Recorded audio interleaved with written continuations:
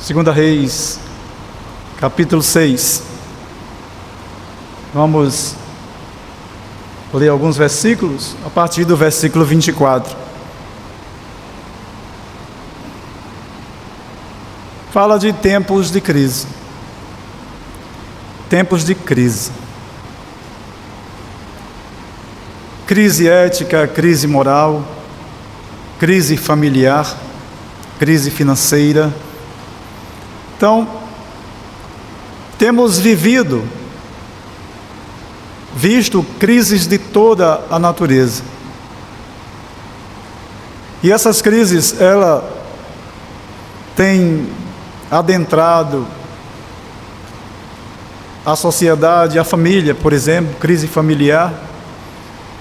Quando fala dessa crise, muitos casamentos banalizados, muitos relacionamentos destruídos, porque essa crise ela tem aumentado muito no meio da sociedade, no meio da família. A crise ética, a falta de respeito, a falta de amor. As pessoas não têm cuidado de preservar os seus direitos. Não se preocupa se vai atingir alguém, ao seu próximo. Então, a crise moral,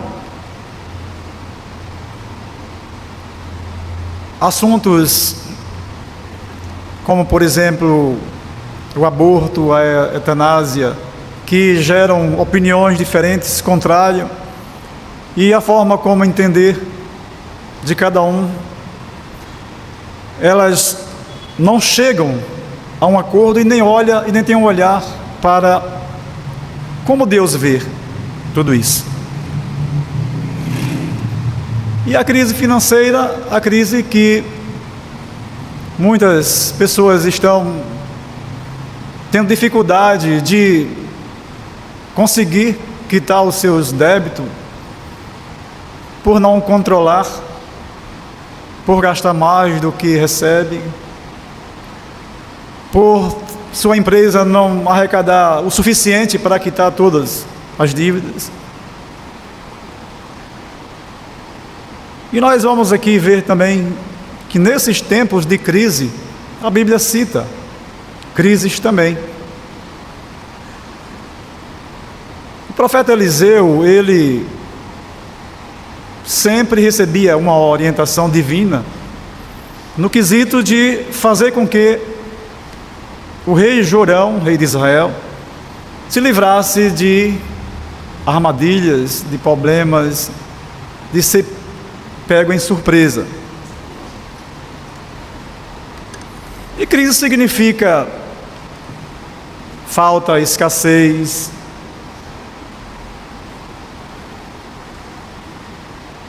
e nós vamos ver também que as pessoas não têm um olhar como a Bíblia mostra claramente no quesito que diz respeito aos relacionamentos. Por exemplo, na Inglaterra havia um movimento que o que me fez trazer hoje essa mensagem novamente é que sexta-feira, quando eu saía de casa indo lá para a feira, 4 da tarde, visualizei duas crianças, não eram nem adolescentes ainda, crianças, sentada ali em frente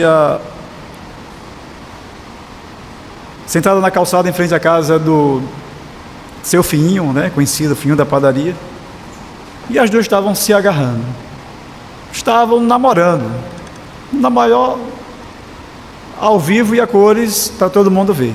Eu olhei duas crianças, e na década de 70 lá na Inglaterra, os jovens eles foram atacados, porque esse tipo de coisas, de relacionamentos, já estavam acontecendo de uma forma muito forte, e eles diziam que a Bíblia estava desatualizada, porque a Bíblia, ela cita claramente, irmão, projete aí em Romanos 1, 26 e 27, o que é que diz?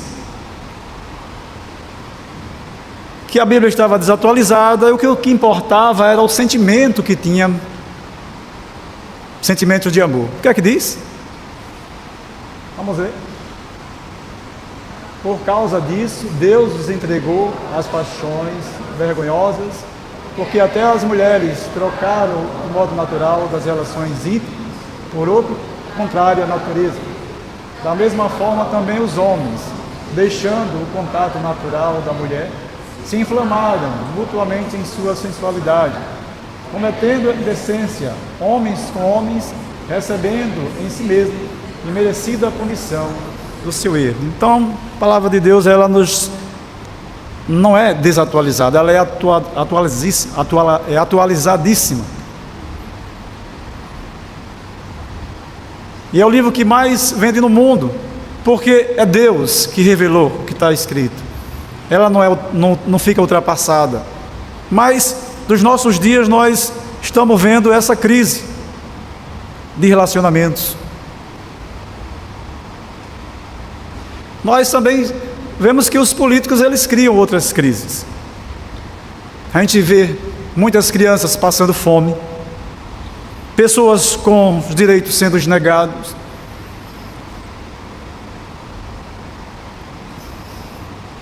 lançando mão no dinheiro do povo. E ainda, quando a gente... Agora não tem mais aquele programa Os Trapalhões, mas tinha muito programa de humor e as pessoas davam muita risada. E às vezes eles faziam piadas com a situação do país, das crises, de como o povo estava passando, necessidades. E o pior de tudo é que muitas vezes a gente até ri de crises que está acontecendo, sendo piadas passadas em programas, e a gente está assistindo e dando risada com a crise que as pessoas estão passando, com a crise do nosso país, com a crise das pessoas. Mas a gente vai ver na Bíblia, em 2 Reis, capítulo 6, versículos 24 e 25, que essa crise ética, moral e familiar e econômica estava bem presente.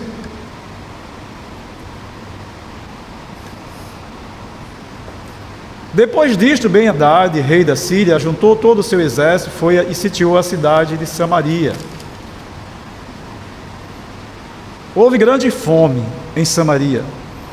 Eis que a sitiaram a ponto de se vender a cabeça de um jumento por 80 moedas de prata e um pouco de esterco de pomba por 5 moedas de prata. Então, meus amados, a gente está aí agora, perceber uma crise. A gente vê cabeça de um jumento. O jumento era um animal impuro, considerado impuro, né? Não se comia jumento, era considerado um animal impuro. Mas a crise era tão grande que até a cabeça, uma cabeça, o que é que tem na cabeça de um jumento para se comer, né? Era vendida por 80 ciclos de prata e um pouco de esterco de pombos, né? Era vendida por 5 ciclos de pratas. Esterco é o quê? Pegava as fezes dos pombos, fazia uma farofa, né? Fazia uma farofa e vendia um pouco dessa farofa de esterco de pombos por 5 ciclos de prata. Então, meus amados, a gente vê a situação que estava se passando. A cidade estava cercada pelos inimigos. Ben-Hadad, ele, como não conseguiu pegar em emboscada o exército do rei de Israel, do rei Jorão, que era o rei na época, que ele reinou no século IX antes de Cristo. E Ben-Hadad, ele não foi um rei totalmente fiel ao Senhor. Foi um rei que se desviou muito. Ele era filho de quem? de Acabe e de Jezabel. Jezabel foi aquela que levou para adorar Baal, não é? Então, ele passou muitos conflitos no seu reinado. E ele não foi um rei fiel, totalmente. Não abandonou totalmente, mas também não foi como ele deveria ser diante de Deus. Então, sofreu consequências. E uma delas está sendo registrada nesse texto da palavra de Deus, quando Ben-Hadad cercou, o exército sírio cercou a cidade de Samaria e não podia ninguém entrar nem sair.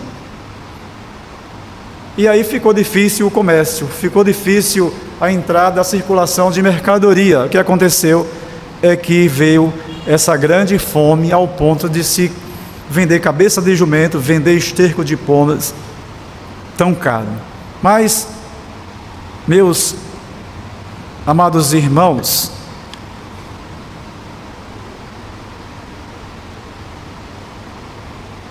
essa passagem, ela mostra que Jorão, ele estava tão angustiado que ele foi visto na sacada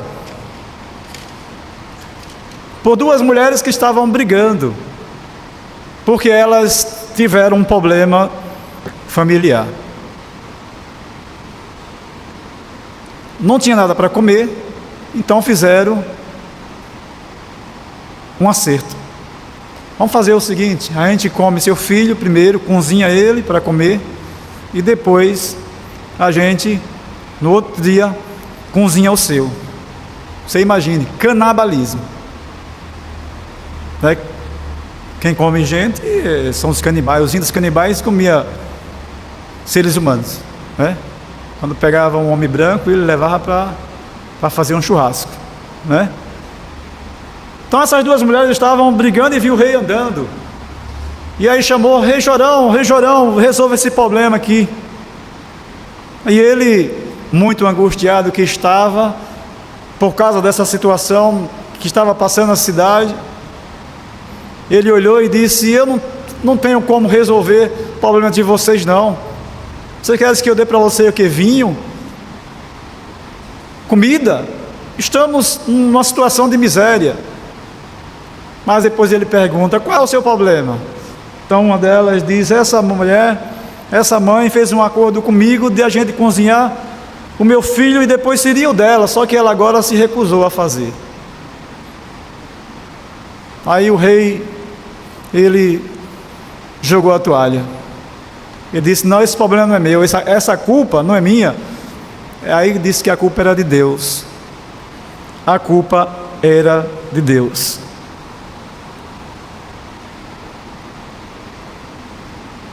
E ele foi visto que por baixo das roupas que ele usava tinha saco. Ele estava usando uns sacos. E saco é uma roupa grossa.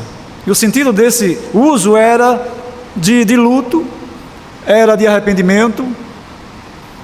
Era como Davi, por exemplo, quando ele fez isso, ele se arrependeu verdadeiramente. No caso de Jorão, ele estava angustiado da situação que estava acontecendo. Ele estava culpando Deus. Então era mais por angústia, não era por arrependimento, que ele estava usando veste de sacos.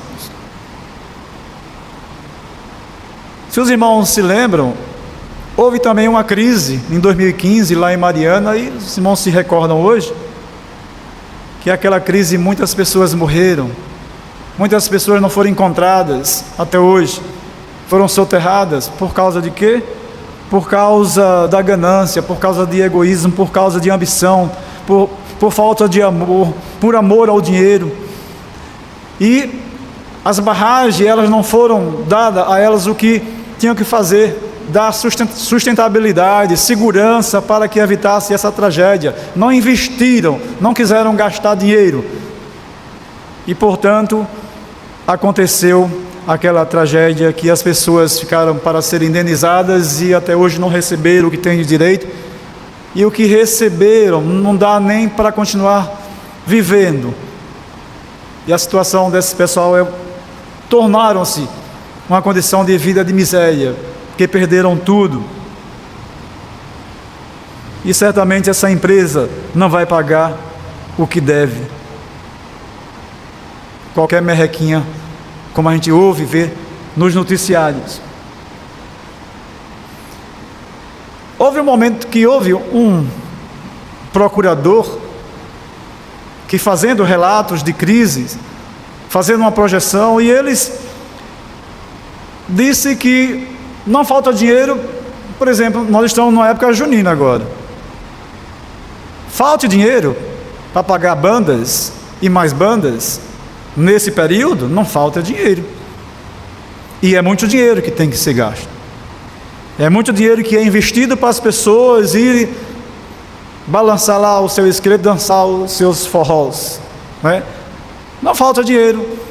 E as pessoas também se endividam indo para essas folias, e elas não pensam duas vezes na hora de gastar 100, 200 ou mais, o que estiver em condição, no bolso, na hora ou na bolsa, né? Gastam mesmo, não se preocupam se vai faltar para terminar o mês, porque elas não estão nem aí.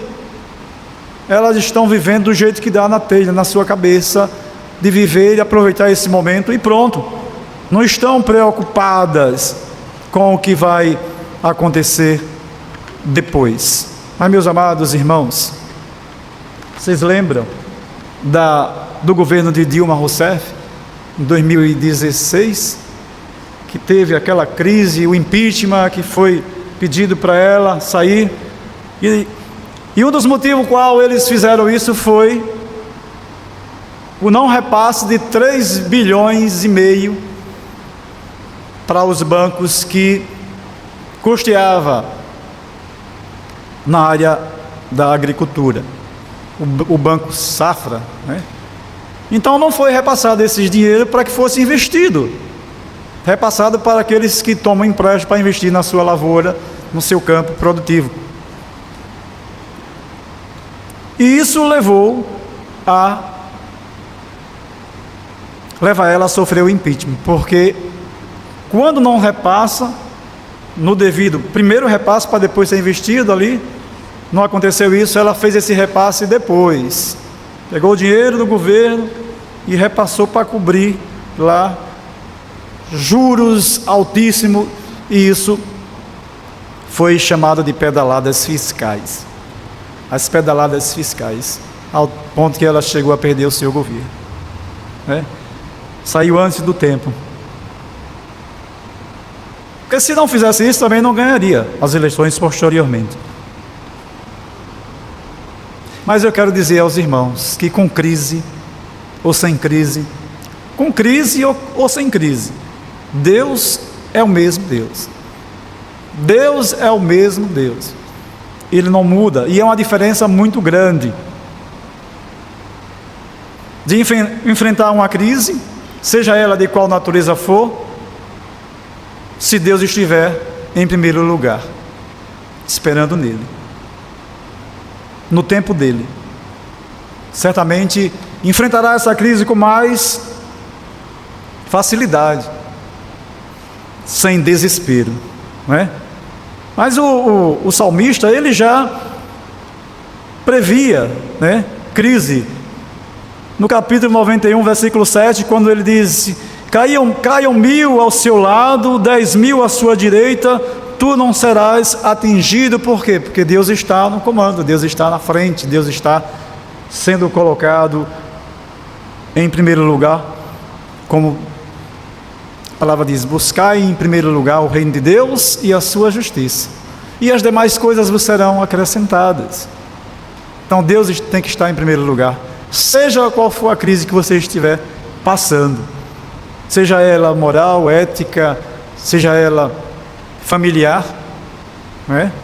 Porque não existe algo ruim, é você estar sem paz dentro do seu próprio lar, na sua casa. É ruim, que você vai estar ali todos os dias convivendo aquele problema, crises de dependência química, pais que têm filhos que têm problemas com vício, crise de saúde, doenças graves. Quantas pessoas têm tido dificuldades em cuidar de uma pessoa que está acamada e sabe que não vai mais sair dali, mas tem que estar cuidando enquanto vida tiver, não é? Trabalho. A gente tem trabalho até quando tem alguma situação que acontece com dores de saúde, e naquele momento tem que estar cuidando. O presbítero Davi está cuidando da família. É um momento que certamente passará, mas dá um trabalho agora, tem um trabalho, questões de saúde, morte, perda de um ente querido, muitas vezes deixa vestígio psicológico na mente da pessoa, às vezes não consegue vencer esse acontecimento, superar essa fase, e outros passam, tem esse momento de prova, mas conseguem se libertar.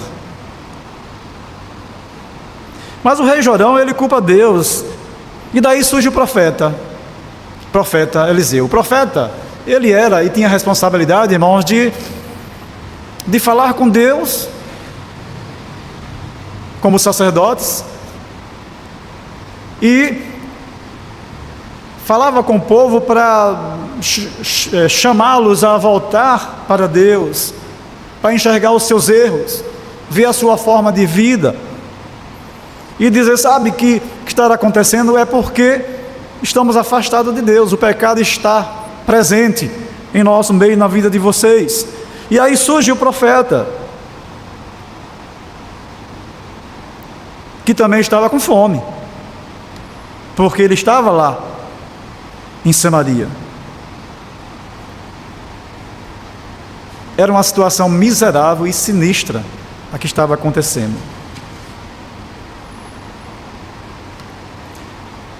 E aí, meus amados irmãos, veja o versículos, capítulo 7, quando diz, de 2 Reis. Então Eliseu disse, ouçam a palavra do Senhor. Aí, como eu falei, surge o profeta.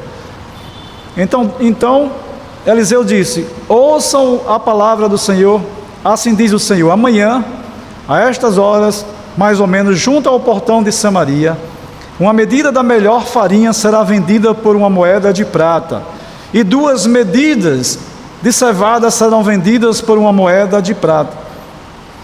Porém, o capitão, em cujo braço o rei se apoiava, respondeu ao homem de Deus, mesmo que o Senhor Deus fizesse janelas no céu, será que isso poderá acontecer?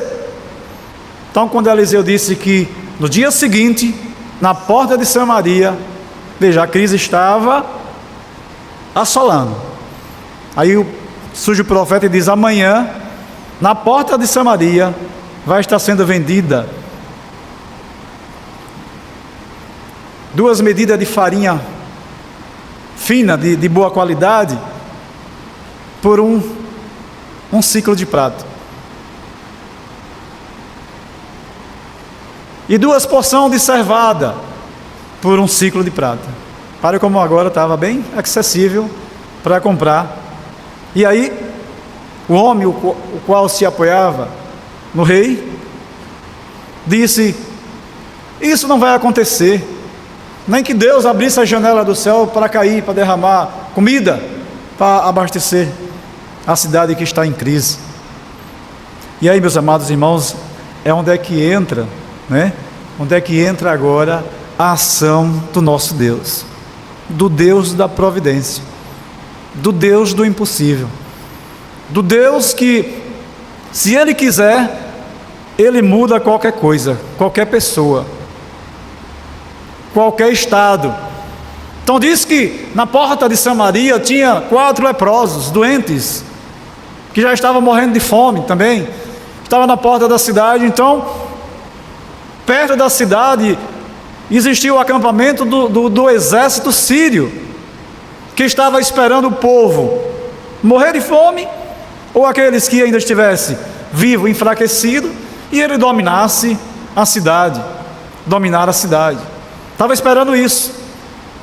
Mas Deus usou 4 homens doentes, meus amados irmãos. Deus usou 4 leprosos que estavam doentes, morrendo na porta da cidade. E eles disseram assim um para o outro: o que é que nós estamos fazendo aqui? Se ficarmos aqui, a gente vai morrer de fome. Ali tem um acampamento. Certamente lá vai ter comida. Vamos aventurar. Se nós, ao chegarmos lá, não der certo, certamente morreremos. Se não morrermos agora, vamos morrer a qualquer momento, hoje ou amanhã, porque de fome e dessa enfermidade, que eram leprosos. Mas, meus amados irmãos, diz a palavra do Senhor, que quando esses 4 homens se aproximavam do arraial do exército sírio, 4 homens, qual é o barulho que 4 homens podem causar? Nenhum. Diz que eles, quando estavam se aproximando do arraial, diz que os sírios ouviram barulhos de carros de guerra, de muitos soldados marchando em direção aonde eles estavam. E o chefe olhou um para o outro e disse, do exército, o capitão do exército, e disse: olha, está vindo aí, não é só o exército de Samaria não, ele se juntou a outros povos, e estão vindo aí, no mínimo, por esse barulho que está acontecendo, no mínimo está vindo aí uns 4 exércitos para cima de nós. E diz a palavra que quando eles ouviram esses barulhos, que parecia ser vários exércitos se aproximando de onde eles estavam, diz a palavra que eles correram, abandonaram suas armas, abandonaram seus carros de guerra, abandonaram seus jumentos, tudo que eles tinham ali, deixaram para trás, saíram correndo mesmo a pé. Eles podiam sair correndo montados nos seus cavalos e indo embora, e não, diz que eles ficaram tão assustados com esse barulho que esses 4 homens leprosos estavam fazendo quando estavam indo em direção a eles, que eles abandonaram onde estavam a pé. Imagina até correndo e a perna batendo, né? E aí os 4 leprosos, irmãos, chegaram até o arraial deles e não tinha ninguém para impedir eles comerem, se fartarem. Tudo ficou à disposição desses 4 homens leprosos, encher a barriga. Imagine como eles não comeram, né? Dias de fome, semanas. Mas Deus não levou eles lá para que eles comessem e eles ficassem lá. Deus tocou na mente de um deles e um olhou para o outro e disse: olha, nós estávamos com fome, já estamos alimentados, mas lá na cidade eles estão passando fome.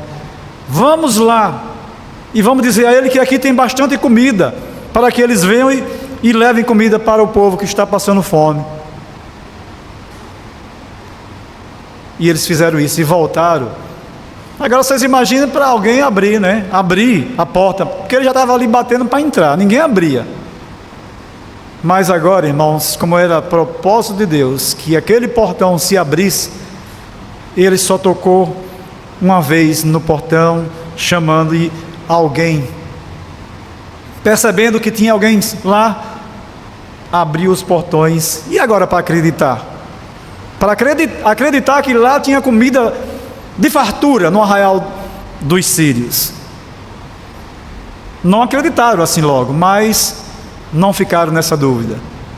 Pega aí ainda 6 cavalos que sobraram vivos, porque os outros já morreram tudo de fome, e vá até lá e confira se realmente isso está acontecendo. E se vocês forem atacados, vocês morrem e ficam por lá mesmo. Mas foram e realmente encontraram abandonado, não tinha ninguém lá. E trouxeram as comidas, e trouxeram as bebidas, e trouxeram os carros de guerra, e trouxeram as armas, e trouxeram os espojos, todos dos sírios que abandonaram e deixaram ali. Sabe por quê, irmãos? Propósito de Deus. Deus, o nosso Deus, Ele é poderoso. Ele agiu e fez mudar a história daquela cidade. Ele fez com que um exército fortíssimo corressem apenas com 4 homens que se dirigia até onde eles estavam, e eles fizeram ouvir o barulho de muitos cavalos, muitos carros de guerra, de muitos soldados, de vários exércitos ali em direção a eles. Correram, temeram e foram embora. O nosso Deus, Ele é poderoso. É assim que Ele faz, irmãos. Por isso, não desanime. Se levante da condição que possa estar de tristeza por alguma razão, por algum motivo. Se levante diante de Deus. Coloque Deus para que Ele tome posse da sua vida, porque o impossível Ele faz. Muitas vezes, quem era que ia acreditar naquilo que o profeta disse, que amanhã ia ter comida suficiente? Ninguém. Era um absurdo dizer. Mas para Deus nada é impossível. Para Deus nada é impossível, irmãos.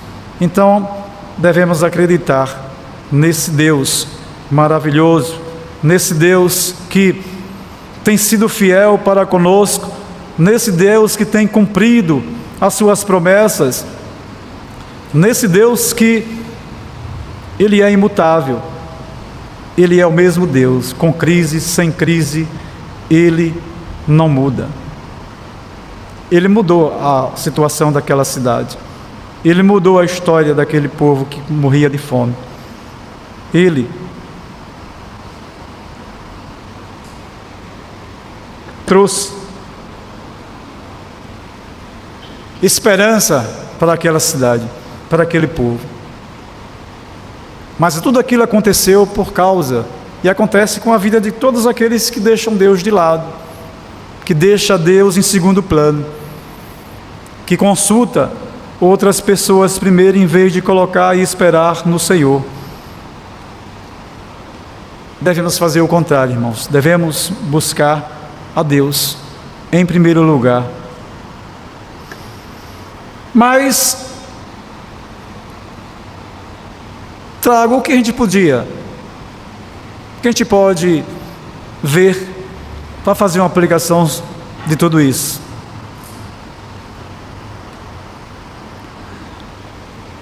Confiança em Deus. Confiança em Deus, que essa história destaca a importância de confiar em Deus, mesmo em situação de crise e de incerteza. Esperar na providência divina, porque a intervenção divina na história de Eliseu e do povo de Israel lembra os cristãos de que Deus é capaz de prover e libertar seu povo. Deus é capaz de libertar, seja lá qualquer que seja a situação. Outra coisa, devemos ter fé e obediência. Fé e obediência. A passagem enfatiza a importância da fé e da obediência. A palavra de Deus, mesmo quando as circunstâncias parecem impossíveis, mesmo quando parecer impossível, para Deus não há nada impossível. E devemos ter a prática da perseverança. Persevera até o último dia. Vigiai sem cessar. A perseverança, os cristãos podem aprender a perseverar em meio às dificuldades, confiando que Deus tem um plano para a sua libertação. E devemos, irmão, sermos gratos. Gratidão. A passagem lembra os cristãos da importância de serem gratos por Deus prover e libertar seu povo. Confiança na palavra de Deus é outra coisa. Confiança na palavra de Deus que está escrita. E a história de Eliseu e do povo de Israel destaca a importância de confiar na palavra de Deus, mesmo quando as circunstâncias parecem contrárias. Por isso, irmão, como você reage a essa situação de crise? Você confia em Deus? Em sua palavra? Ou se deixa levar pelo desespero e pela dúvida? Como você pode aplicar a lição de confiança em Deus em sua vida? Temos que refletir sobre como confiar mais em Deus em situação de incerteza, de crise. Precisamos confiar mais na palavra de Deus, confiar em Deus, porque com Deus toda dificuldade, toda crise, toda situação adversa, desconfortante, com certeza